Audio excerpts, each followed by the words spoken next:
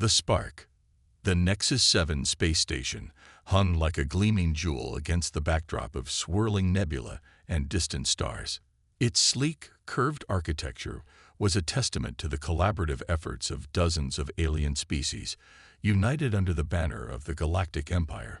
Among the station's many levels and sectors, one area stood out: the Promenade, a bustling marketplace where creatures from across the galaxy mingled, traded, and shared stories.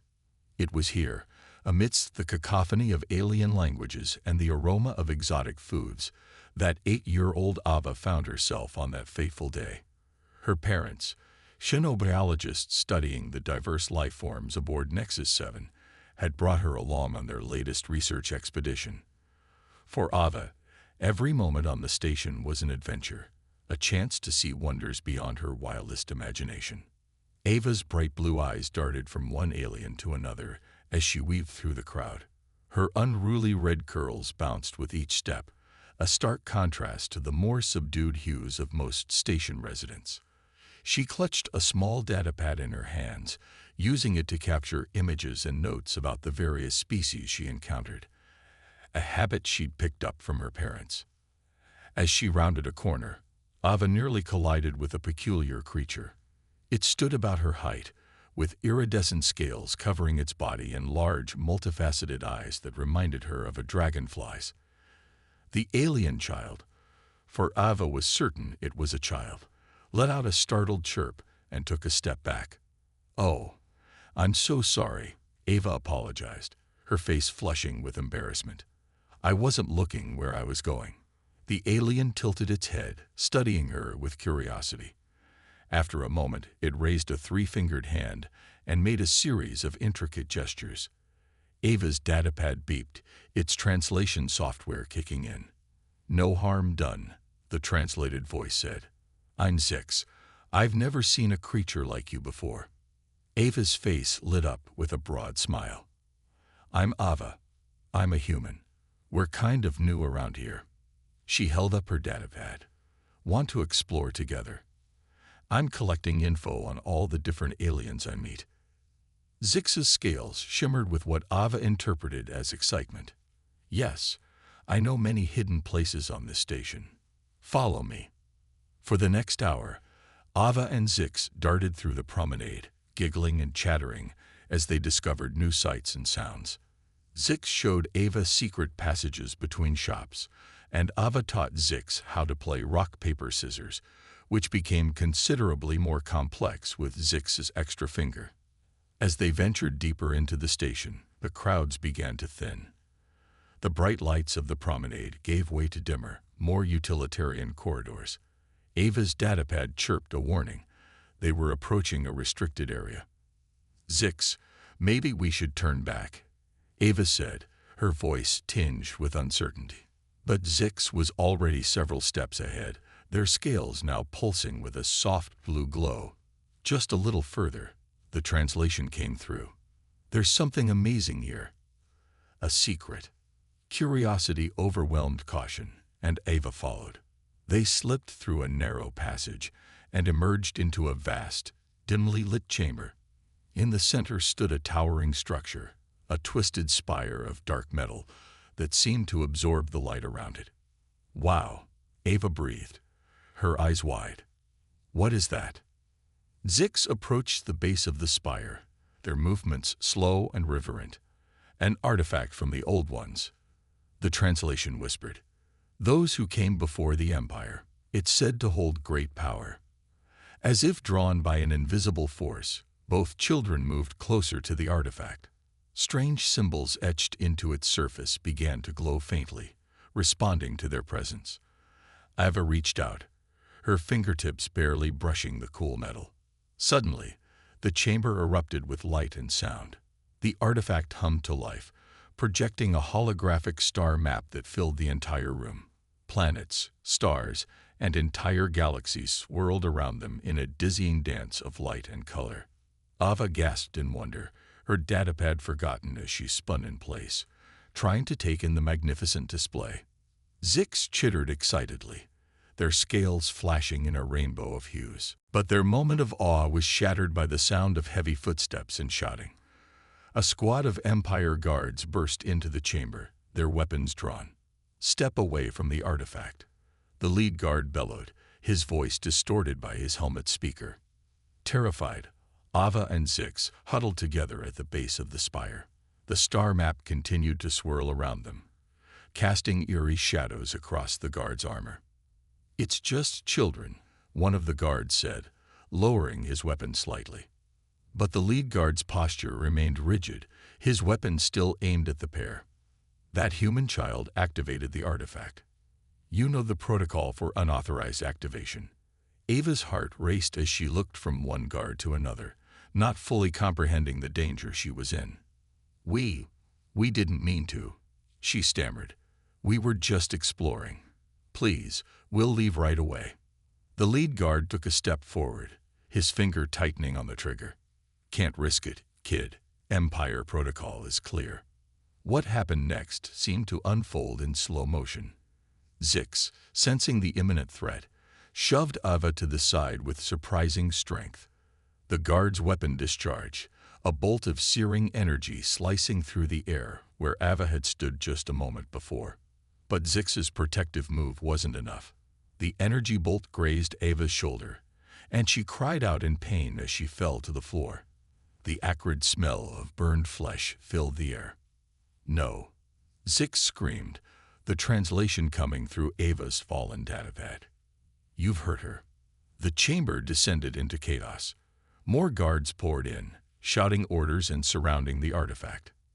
Zix, moving with incredible speed, darted between the guards' legs and disappeared down a hidden passage. Ava lay on the cold floor, her vision blurring as shock set in. She could hear the guards arguing, their voices seeming to come from far away. "Just a kid, for crying out loud. Have to report this. Containment protocol." As consciousness slipped away, Ava's last thought was of her parents. Would she ever see them again? News of the incident spread through Nexus 7 like wildfire. Within hours, the human enclave was in an uproar. Ava's parents, distraught and furious, demanded justice from station authorities. But their pleas fell on deaf ears. The Empire's official statement was brief and cold. The child's death, while regrettable, was the result of unauthorized access to a restricted and potentially dangerous artifact. The guards followed standard protocol to ensure the safety of the station and its inhabitants. But there were whispers, rumors that spread from ship to ship, colony to colony. An alien child, witness to the event, had escaped. The artifact was more than just a relic. It was a key to unimaginable power. And the Empire, in its haste to keep that power for itself, had crossed a line. As Ava's small body was prepared for the journey back to Earth, few could have imagined the firestorm that was about to engulf the galaxy. In the darkness of space, hidden from the Empire's prying eyes, humanity's secret fleet stirred to life. The spark had been lit, and from its flames, an inferno would rise, Earth's fury. The somber procession wound its way through the streets of New Geneva, Earth's capital. At its head, a small, transparent casket hovered, bearing the body of 8-year-old Ava. Her red curls, carefully arranged, framed a face now eerily peaceful. Behind the casket walked her parents, their faces etched with grief and barely contained rage. Lining the streets, millions of humans stood in silence, their faces a mirror of the parents' emotions. Anger simmered beneath the surface of the mourners, a palpable force that seemed to charge the very air. As the procession reached the steps of the United Earth Government headquarters, a figure stepped forward to meet them. Admiral Sarah Chen, her dress uniform crisp and adorned with medals, stood tall despite the weight of the moment. Her dark eyes, usually sharp and commanding, now softened with shared sorrow as she saluted the small casket. Inside the Grand Assembly Hall, representatives from every nation on Earth had gathered. The room buzzed with tense whispers. But as Admiral Chen took the podium, a hush fell over the crowd. "Today," she began, her voice steady and clear, We lay to rest not just a child, but our illusions about our place in this galaxy. She paused, her gaze sweeping across the assembly. For too long, we have played by the Empire's rules, believing that cooperation and submission would guarantee our safety. Ava's death has shown us the bitter truth. In the Empire's eyes, we are expendable. Murmurs of agreement rippled through the crowd. On massive screens behind the Admiral, images flashed by. The Nexus 7 station, the restricted area where Ava died, the cold official statement from the Empire. But we are not without recourse. Chen continued, her voice taking on a steely edge. For decades, while we smiled and bowed to our benevolent overlords, we prepared. Today, we unveil the true strength of humanity. With a gesture, the screens behind her changed. The assembly gasped collectively as they saw what appeared to be a field of space debris. But as they watched, the debris began to move, pieces shifting and combining. Within moments, the image resolved into a vast armada of sleek, deadly warships. 700,000 ships, Chen announced, pride evident in her voice. Hidden in plain sight, disguised as the very refuse the Empire so casually discards in our solar system. Each vessel is equipped with AI systems far beyond anything the Empire possesses, capable of outmaneuvering and outgunning their best fleets. The assembly erupted in a mix of cheers and shocked exclamations. Representatives leaped to their feet, some applauding, others shouting questions. Admiral Chen raised a hand, calling for silence. I know you have questions. How did we build such a fleet in secret? How can we hope to stand against the might of the Galactic Empire? She smiled, a fierce, determined expression. The answer lies in human ingenuity and the very arrogance of our oppressors. The screens shifted again, showing schematics of the warships.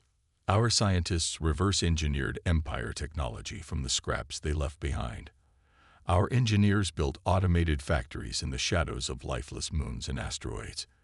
And our eyes, far more advanced than the Empire believes possible, coordinated it all. As the implications sank in, the mood in the assembly hall shifted. Shock gave way to a growing sense of pride and determination. Humanity, it seemed, had not been as helpless as the Empire assumed. But, Chen cautioned, her tone grave, unveiling our fleet is only the first step. We are about to embark on a war unlike any our species has ever faced. The Empire spans galaxies. Their resources are vast, their armies numberless. We will be outnumbered and outgunned in every battle we face. A tense silence fell over the room. The enormity of the task ahead weighed heavily on every mind. And yet, Chen's voice rang out, filled with conviction. We will prevail, because we fight not for conquest or domination, but for justice, for the right to live free from fear, for Ava, and for every human child who deserves a future among the stars. The assembly rose as one, a thunderous applause filling the hall. As the cheers died down, Chen's expression turned solemn once more. There is one more thing you need to see, she said, her voice barely above a whisper, yet heard by all. The screens flickered, and a new image appeared. It showed a small, scaled alien child, Zix, Ava's friend from the space station. The alien's multifaceted eyes were wide with fear, its iridescent scales dulled with stress. This is the witness, Chen explained. Against all odds, this brave child managed to escape the Empire's guards and make contact with one of our undercover agents. Their testimony not only confirms the Empire's callous disregard for life, but also reveals something far more troubling. Zix's translated voice filled the hall, recounting the events in the restricted chamber. As the alien child described the artifact and its strange reaction to Ava's touch, a chill seemed to sweep through the assembly. The Empire fears us, Chen said as the testimony concluded, not for what we are, but for what we might become. That artifact, and others like it, may hold the key to humanity's true potential, a potential the Empire seeks to suppress at any cost. The implications hung heavy in the air. It wasn't just about revenge for one child's death anymore. It was about the very future of humanity. "We have hidden for long enough," Chen declared, her voice rising with each word. "Today we strike back, not just for Ava, but for every human who has suffered under Empire rule, for every alien species that has been oppressed and exploited. Today we light a fire that will spread across the galaxy." As if on cue, alarms began to sound. Urgent messages flashed across the screens. Reports of human fleets emerging from hiding all across Empire space. The war had begun. In the following hours, as Earth's government formalized its declaration of war, reports flooded in from across the galaxy. Human colonies, long thought to be docile and compliant, rose up against their Empire overlords. Sleeper cells of human agents, embedded deep in Empire territory, launched coordinated strikes against key military installations, and in the depths of space, the vast human armada began to move. 700,000 ships, each a testament to human determination and ingenuity, advanced on Empire strongholds. The element of surprise was total. Empire commanders, caught completely off guard, scrambled to mount a defense against a force they had never known existed. As news of the human offensive spread, other species watched in awe and growing hope. For centuries, the Empire had seemed invincible, its rule absolute. But now, a species it had dismissed as primitive and weak was challenging that rule on a scale unprecedented in galactic history. In New Geneva, Admiral Sarah Chen stood at the heart of a bustling command center, coordinating the massive offensive. Holographic displays showed the progress of battles across multiple star systems, each one a testament to the effectiveness of human strategy and technology. But even as reports of victories poured in, Chen's expression remained grim. She knew this was only the beginning. The Empire's resources were vast, its reach spanning galaxies. The element of surprise would not last forever. As the first day of the war drew to a close, Chen allowed herself a moment of reflection. Her gaze fell on a small hologram, an image of Ava, smiling and full of life. "We've taken the first step, little one," she whispered, "and we won't stop until the galaxy is free." Across the stars, humanity's fury was unleashed. The spark had become ablaze, and the Galactic Empire was about to learn the true cost of underestimating the human spirit. The Trojan Horse Gambit. The war room aboard the UES Prometheus, Admiral Chen's flagship, hummed with activity. Holographic displays flickered with real-time battle data from across the galaxy, a dizzying array of lights representing the chaos of interstellar warfare.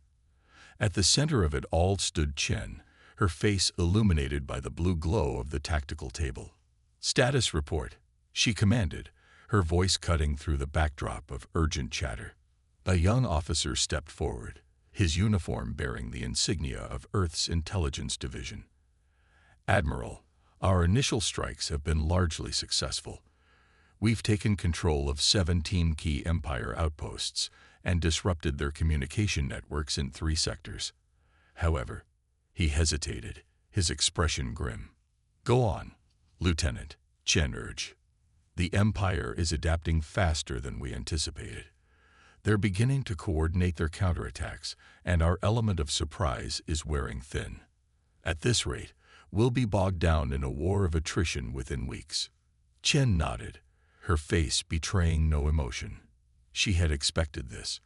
The Empire's resources were vast, and while humanity's secret fleet had given them a significant advantage, it wouldn't be enough to win a prolonged conflict.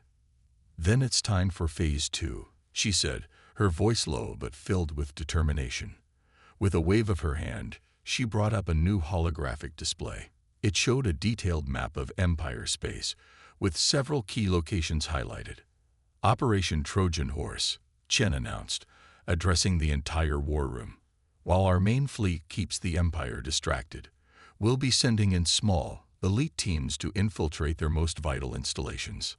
The room fell silent as Chen outlined the plan. It was audacious, bordering on insane. Small teams of humans, using experimental cloaking technology reverse-engineered from the Empire's own devices, would slip past enemy defenses. Their targets, command centers, weapons facilities, and most importantly, the Empire's central data hub.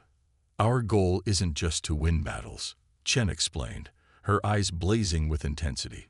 It's to bring down the entire Imperial system from within.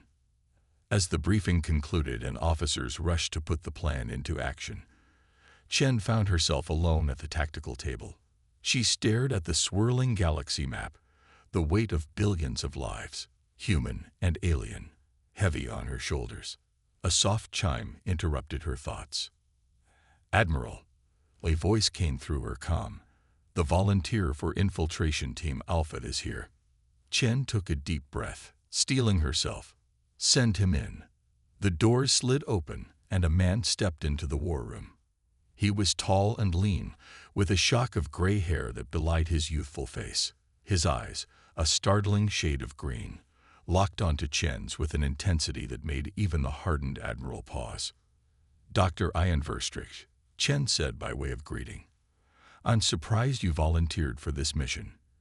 Your work in xenobiology is crucial to our understanding of Empire physiology." Verstricht's lips twitched in a humorless smile. "With all due respect, Admiral, I'm not here as a scientist." His voice cracked slightly as he continued. "I'm here as Ava's father."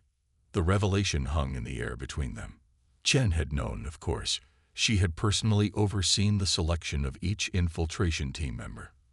But hearing Verstricht say it aloud drove home the personal stakes of this war. "Dr. Verstricht," Chen began, her tone softer than before, "I understand your motivation, but this mission is incredibly dangerous." "Yes," Verstricht interrupted, "but I was there on Nexus 7, Admiral. I've seen the Empire's technology up close. I know their systems, their protocols, and more importantly," his eyes flashed with a mix of grief and determination, "I know what we're fighting for." Chen studied him for a long moment before nodding. "Very well, Doctor. Report to Bay 17 for final briefing and equipment check. Your team departs in 3 hours." As Verstricht turned to leave, Chen called out, "And Doctor, make them pay for what they've done."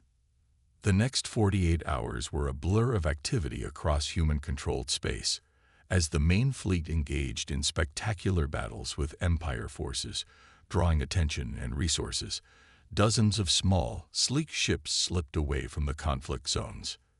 These ships, each carrying a team of 5 specially trained operatives, employed cutting-edge cloaking technology that bent light and sensor readings around them. They were, for all intents and purposes, ghosts drifting through the void of space. On board Infiltration Team Alpha's ship, Dr. Verstricht sat in tense silence with his 4 teammates. Each was an expert in their field. Zara, a former Empire slave with intimate knowledge of Imperial installations. Kai, a tech prodigy who had helped develop the cloaking system. Nadia, a seasoned special ops veteran. And Omar, a linguistics savant fluent in over 30 alien languages. As their ship approached the massive space station that housed the Empire's central data hub, Verstricht felt a cold determination settle over him. He glanced at the small holoprojector on his wrist, which displayed a photo of Ava, her red curls and bright smile frozen in time. "We're entering the station's sensor range," Kai announced, his fingers dancing over the ship's controls. "Cloaking at maximum. If this works, we should slip right past their defenses." The team held their breath as the enormous station loomed before them. Tense seconds ticked by as they drifted closer and closer to the docking bay. Finally, with a soft thud that seemed to echo impossibly loud in the silence, they were in. "I can't believe that worked," Zara whispered, her eyes wide with a mixture of relief and apprehension. "Don't celebrate yet," Nadia cautioned as she began distributing weapons and equipment. "We've still got a job to do." The team moved swiftly through the station's corridors, their path cleared by Zora's insider knowledge and Omar's ability to bluff their way past the occasional guard. But as they neared the central data core, alarms suddenly blared to life. "We've been made," Kai shouted, his fingers flying over a portable terminal. "They've detected the breach in their systems." Nadia took charge immediately. "Kai, Omar, Get to the data core and upload the virus. Zara, you're with me. We'll hold them off. Dr. Verstrich. She hesitated for a split second. Complete your part of the mission. As the team split up, Verstricht found himself alone in a dimly lit corridor. He pulled out a small device, a quantum entanglement communicator that would allow him to transmit data instantly across the galaxy, undetectable by Empire tech. His job was to find and transmit the location of the Empire's most closely guarded secret, the coordinates of their homeworld. Meanwhile, across the galaxy, similar scenes played out as human infiltration teams penetrated key Empire facilities. On a desert planet, a team sabotaged a massive weapons factory. In a bustling spaceport, another group of operatives planted false information in the Empire's logistical networks, sowing chaos in their supply lines. But not all went according to plan. Several teams were discovered, leading to fierce firefights in the heart of Empire territory. The human operatives fought with desperate courage, many sacrificing themselves to ensure their missions were completed. Back on the data hub station, Verstricht raced against time. He could hear the sounds of battle echoing through the corridors, his teammates buying him precious seconds with their lives. Finally, after what seemed like an eternity of searching, he found what he was looking for. With shaking hands, he activated the quantum communicator. As the coordinates of the Empire's homeworld transmitted across impossible distances, Verstricht allowed himself a grim smile. "This is for you, Ava," he whispered.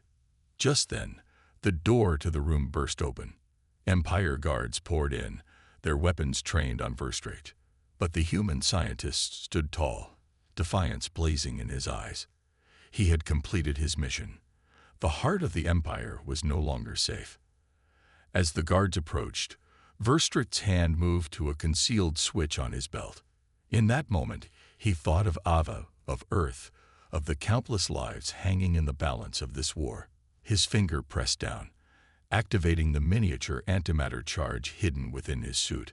The resulting explosion vaporized half the station, taking with it any evidence of how the humans had breached the Empire's most secure facility.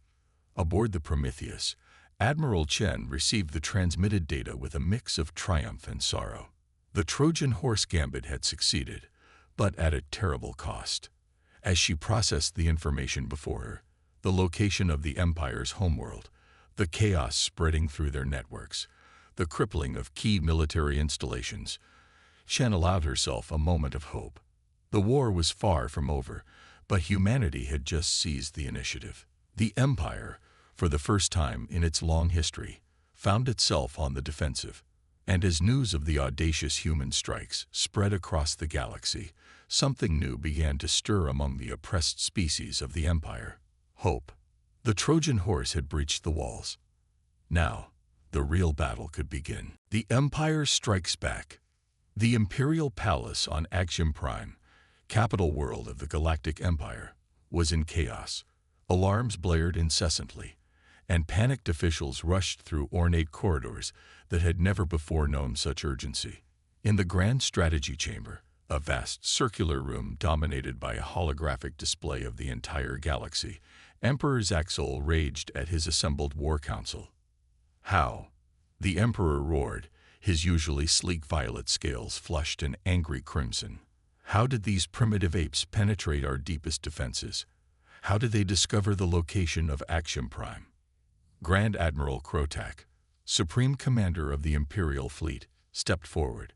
His long, spindly fingers tapped a complex sequence on the control panel, zooming the galactic display to show the current state of the war.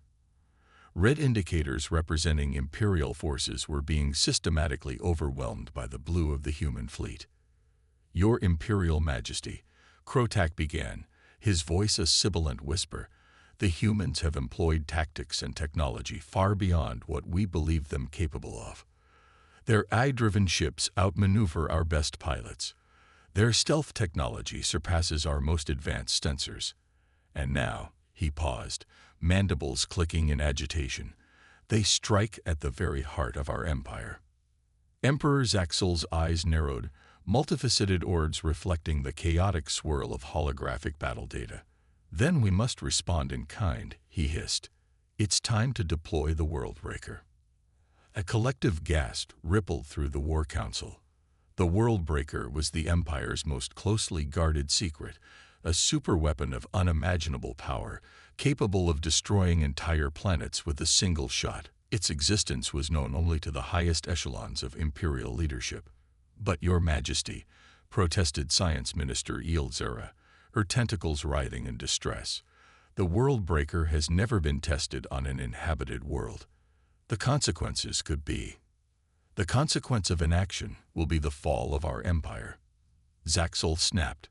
"Grand Admiral, deploy the Worldbreaker immediately. Target: Earth." As the order went out, the mood in the chamber shifted from panic to grim anticipation. The humans had drawn first blood, but the Empire was about to show the true meaning of galactic power. Millions of light-years away, aboard the UES Prometheus, Admiral Sarah Chen frowned at the latest intelligence reports. The human offensive had been wildly successful, pushing deep into Empire territory and liberating dozens of oppressed worlds. But something felt off. "The Empire is pulling back," she mused, addressing her senior staff. "They're abandoning key strategic positions, consolidating their forces. Why?" Before anyone could respond, a priority transmission cut through all channels. On the main view screen, the face of Zix appeared, their iridescent scales dulled with stress. "Admiral Chen." Zix chittered, their translator barely keeping up with their agitated speech. "I've just intercepted a coded Imperial transmission. They're deploying something called the Worldbreaker. It's aimed at Earth." The war room erupted into a flurry of activity as Chen barked out orders. "All ships, disengage from current battles and set course for the solar system. Maximum speed. Comms, get me a direct line to Earth Defense Command. Tactical, I want everything we have on this Worldbreaker, now." As the human fleet raced back to defend their homeworld, the Empire's trap was sprung. Imperial forces, lying in wait along the humans' path, launched a series of devastating ambushes. Caught between their desperate need to reach Earth and the onslaught of enemy fire, the human fleet began to take heavy losses. On Earth, panic spread as news of the impending attack leaked to the public. Millions scrambled for whatever shelter they could find, while others took to the streets in despair or defiance. In New Geneva, the United Earth government convened an emergency session to discuss their options. "We can't evacuate an entire planet," one official argued, his voice edged with desperation. "And where would we go?" Another shot back. "If this weapon can destroy Earth, nowhere in the system will be safe." As the debate raged on, a junior aide burst into the chamber, face pale with shock. "Mr. President," she gasped, "we're receiving transmissions from the colonies." On screens around the room, faces appeared, human faces, but set against backdrops of alien worlds. Colony leaders, one after another, pledged their support to Earth. Ships were already being launched, laden with supplies, weapons, and volunteers ready to fight for their ancestral home. "We haven't forgotten where we came from," declared the governor of New Montana, a rugged exoplanet on the fringes of human space. "Earth stood alone against the Empire to avenge one of our children. Now, we stand with Earth." The tide of support wasn't limited to human colonies. Alien races, inspired by humanity's defiance of the Empire, began to revolt. Ships of various designs and origins joined the human fleet, forming a motley armada united in their determination to end Imperial tyranny. Aboard the Prometheus, now scared and limping from repeated enemy attacks, Admiral Chen watched the incoming reinforcements with a mix of hope and grim determination. They had a fighting chance, but the Worldbreaker was still out there, approaching with inexorable certainty. "Admiral," her tactical officer called out, "we've detected a massive energy buildup in Sector 9. It matches the theoretical profile of the Worldbreaker." Chen's mind raced. They were still too far out to intercept the weapon directly. Earth's planetary defenses, while formidable, were never designed to repel a threat of this magnitude. There had to be another way. Suddenly, her eyes fell on a small, innocuous device on her command console, a quantum entanglement communicator, twin to the one Dr. Verstricht had used on his final mission. "Get me the science division," she ordered. "I need to speak to Dr. Verstricht's team immediately." Minutes later, the face of Dr. Ilara Voss, Verstricht's protege and successor, appeared on screen. "Admiral," she greeted, her eyes red-rimmed from exhaustion and grief. "What can we do for you?" "Doctor, I need a miracle," Chen replied. "The Empire is about to hit us with a planet killer. I need a way to stop it, and I need it 10 minutes ago." Voss's eyes widened, then narrowed in concentration. "The quantum communicator," she breathed. "If we can modify it, boost its signal." "Admiral, I think we might be able to open a micro-wormhole right in the path of the Worldbreaker's energy beam." "And what would that do?" Chen pressed. "Best case, redirect the beam back at the weapon itself. Worst case, well, we might tear a hole in the fabric of space-time. But given the alternative..." Chen nodded grimly. "Do it. I'm transmitting the Worldbreaker's coordinates now. How long will you need?" Voss glanced off-screen, conferring rapidly with her team.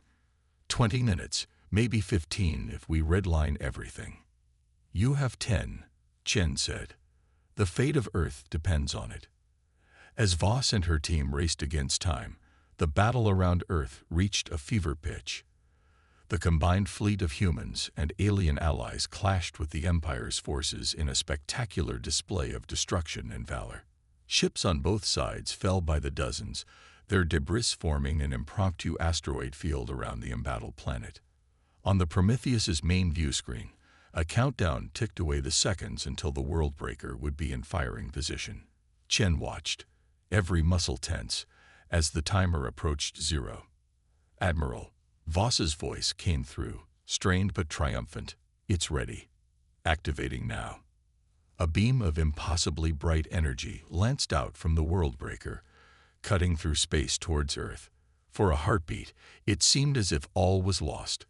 Then, mere kilometers from Earth's atmosphere, a pinprick of utter darkness appeared. The beam struck the micro-wormhole and vanished. For a moment, nothing happened.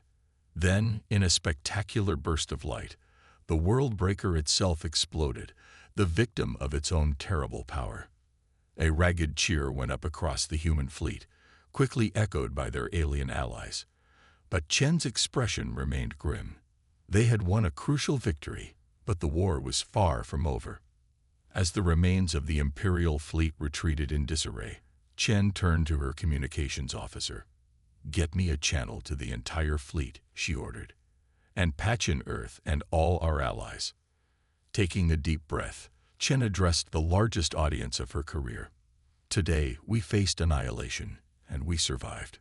Not through any one person's heroism, but through our unity. Humans, aliens, colonies, and homeworlds, we stood together against tyranny." Her voice grew stronger, filled with determination. "But our fight isn't over. The Empire has shown the depths of its cruelty, its willingness to destroy entire worlds to maintain its power. We will not, rest until every world, every species is free from their oppression." Across the galaxy, on ships and planets and space stations, billions listened as Chen laid out her vision for the future. Today marks a new chapter in galactic history. No longer will we be divided into empire and subjects, humans and aliens. From this day forward, we fight as one people with one purpose: liberty for all. As Chen's words faded, a new sound filled the airwaves. Cheers, in 1,000 different languages, united in a single purpose. The Empire had struck back with all its might, and in doing so, had sown the seeds of its own destruction. The real war, Chen knew, was just beginning. But for the first time since that fateful day on Nexus 7, she allowed herself to feel something she had almost forgotten: hope. Galactic Revolution. The Great Dome of the Imperial Senate on Axiom Prime, once a symbol of the Empire's absolute power, now bore the scars of rebellion. Its gleaming surface was pockmarked with blast marks, and the grand entrance was barricaded with the wreckage of Imperial walkers. Inside, the scene was one of organized chaos as representatives from 100 different species worked to forge a new galactic order. Admiral Sarah Chen, her uniform crisp despite the signs of recent battle, stood at the central podium. The last year had aged her visibly, new lines etched into her face by the weight of command and the losses suffered. But her eyes burned with the same determination that had carried humanity through its darkest hour. "The war is over," she declared, her voice carrying to every corner of the vast chamber and beyond, to billions of beings watching on planets across the galaxy. "The Emperor has been deposed, and the last Imperial strongholds have fallen. Now comes the hard part, building a future where all sentient beings can live in freedom and dignity." A ripple of agreement passed through the assembled delegates. The fall of the Empire had been swift and shocking in its totality. Once the world breaker was destroyed and Earth saved, the floodgates of rebellion had opened across the galaxy. Inspired by humanity's resistance, countless subjugated species had risen up against their oppressors. The Empire, already strained by the human offensive, found itself fighting brushfire wars on 1,000 fronts. Planets that had been loyal for millennia suddenly turned on their imperial overlords. Supply lines were cut, communication networks sabotaged, and imperial officials found themselves besieged in their own fortresses. But it was on Action Prime itself where the final blow was struck. In a twist that would be debated by historians for centuries to come, it was not an alien force that breached the defenses of the Imperial Palace. It was the Empire's own citizens. Zix, the small alien child whose testimony had once helped spark the human war effort, had become an unlikely hero. Using the communication channels established during the human infiltration missions, Zix had spread the truth about the Empire's atrocities to its own people. The revelation that their leaders had been willing to destroy an entire planet, potentially triggering a catastrophic chain reaction that could have devastated the galaxy, was the final straw. Led by mid-level bureaucrats, disillusioned military officers, and everyday citizens who could no longer stomach the lies, the people of Action Prime had risen up. The Emperor and his inner circle, already panicked by the approaching rebel fleet, found themselves trapped between external enemies and internal revolt. Now, mere days after the fall of the Empire, representatives from across the galaxy had gathered to shape the future. The debate was heated, with old grudges and deep-seated fears threatening to derail the process before it could begin. "We cannot simply dismantle all imperial institutions," argued T-Lork, a veteran imperial governor who had defected late in the war. His gelatinous form quivered with emotion. "Trillions depend on the economic and logistical systems the Empire built. Total dissolution would lead to chaos and suffering on an unimaginable scale. And maintaining those systems would perpetuate the inequality and oppression they were built upon," countered Zara, the former slave who had been part of the human infiltration teams.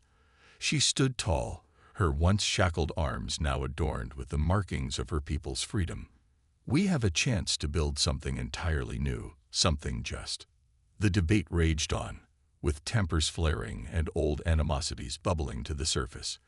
Just as it seemed the fledgling alliance might fracture, a small figure made its way to the center of the chamber.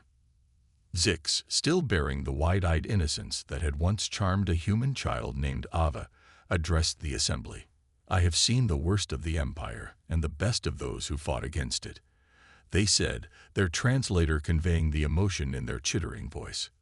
"We have all suffered, all lost. But we've also seen what we can accomplish when we stand together." A hush fell over the chamber as Zix continued. "Ava died because the Empire saw difference as a threat. She died because those in power were afraid of what we might become if we worked together. We honor her memory not by clinging to the past, but by building the future she should have lived to see." As Zix spoke, holographic displays around the chamber flickered to life. They showed scenes from across the galaxy, former enemies working side by side to rebuild shattered worlds, children of different species playing together in the ruins of imperial fortresses, scientists of a dozen races excitedly sharing discoveries long suppressed by the Empire. "This is who we are," Zix declared, their small form seeming to grow as they spoke. "Not Empire or rebels, not humans or aliens, but people. People who have seen beyond the divisions forced upon us and recognized the common spark of sentience that unites us all." The chamber erupted in applause, with even the most hardened cynics moved by Zix's words. As the cheers died down, Admiral Chen stepped forward again. "Thank you, Zix," she said, her voice thick with emotion. "You remind us all of why we fought, and what we're fighting for still." She turned to address the assembly once more. "We have an opportunity here, not just to replace one system with another, but to forge something entirely new. A galactic society built on mutual respect, shared prosperity, and the fundamental dignity of all sentient beings." Over the next several days, the Assembly hammered out the framework for a new galactic government. It would be a federation of equal members, with checks and balances to prevent the concentration of power that had allowed the Empire to arise. Advanced technology, once hoarded by the Empire, would be shared freely to elevate all species, and a new institution, the Galactic Peacekeepers, would be formed to protect the rights of all sentient beings and mediate conflicts between worlds.